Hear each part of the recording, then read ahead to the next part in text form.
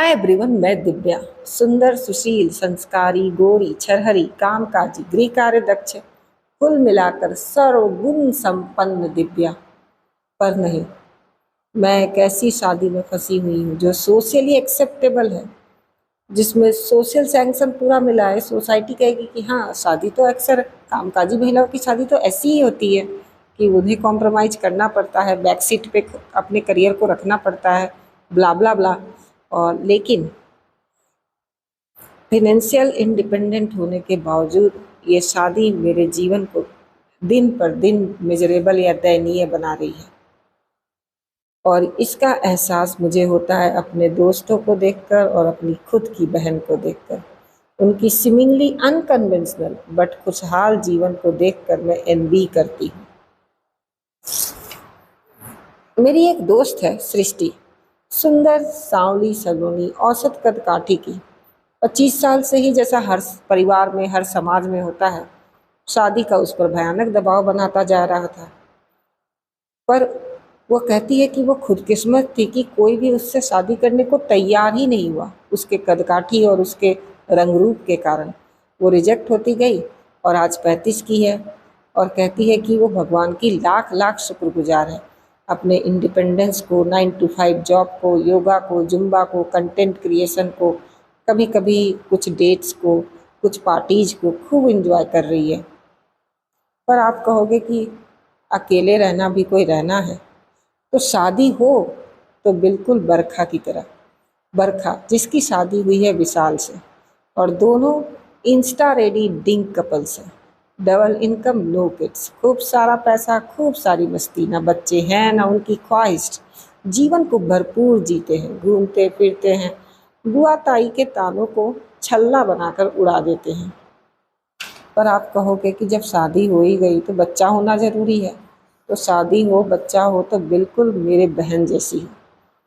मेरी बहन विद्या, वो स्टेट गवर्नमेंट में ग्रुप ए गैजेटेड ऑफिसर है और पति बेंगलुरु में आईटी इंजीनियर। उनका एक ही बच्चा है और आगे करने का कोई प्लान नहीं। दोनों उस पर बराबर खर्च करते हैं, बराबर ध्यान देते हैं और दोनों उससे बराबर प्रेम करते हैं। पर घर वाले उनकी शादी को शादी मानते ही नहीं, दूर दूर जो रहते हैं। विद्या की सास तो बार बार कहती है कि मेडिकल लेकर पति के साथ रहे या फिर जॉब छोड़ दे। पर विद्या और उसके हस्बैंड को इस बारे में बिल्कुल भी कोई मलाल नहीं। वो तो विद्या तो हालांकि अपनी शादी में काफ़ी खुश है। कहती है जब दोनों मिलते हैं तो उन मुलाकातों में एक गर्मजोशी होती है, परस्पर प्रेम एवं समर्पण होता है। मैंने पूछा ही, चूँकि वो मेरी बहन है, काफ़ी इंटीमेट सा रिश्ता है। पर उसके कलीग्स ने भी कई बार उसे टोक दिया है कि इतना हैंडसम उसका आईटी इंजीनियर हस्बैंड उससे दूर मेट्रो में रहता है जहाँ कई सारी तितलियाँ मंडराती होंगी, उसे डर नहीं लगता। उसने उसने कई बार कहा कि हार्मोनल होते होंगे, नो डाउट, शरीर की ज़रूरतें होती होंगी। और शुरुआती शादी में तो इन चीज़ों को लेकर वो काफ़ी इनसिक्योर भी होती जा रही थी। तो इसलिए वो और उसके हस्बैंड, उस चीटिंग को लेकर कभी उसने परवाह नहीं की। उसे वो एक्सेप्ट थी कि हाँ, हो सकता है कि हार्मोनल होता हो, अर्ज होते हों तो वो कुछ कर सकते हो, कैजुअल कुछ कर सकते हो। लेकिन चीटिंग से ज़्यादा उसे डर रहता था सेक्सुअली ट्रांसमिटेड डिजीजेज का। तो वो और उसके हस्बैंड हर साल टेस्ट कराते थे। मैंने कहा, हैं ये क्या?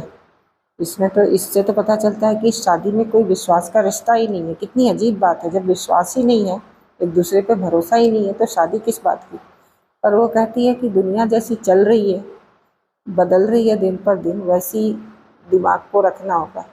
रिश्ते सिर्फ दिल से नहीं, दिमाग से भी चलाए जाएंगे, और वो ऐसे ही चलाती है। वो इसे गलत नहीं मानती। खैर, वो ये भी बताती है कि धीरे धीरे अब उनके रिश्ते में इस तरह का भरोसा, इस तरह की स्टेबिलिटी और खुद एक दूसरे की पर्सनालिटी को जान चुके हैं कि अब इन तरह की टेस्ट की ज़रूरत नहीं पड़ती।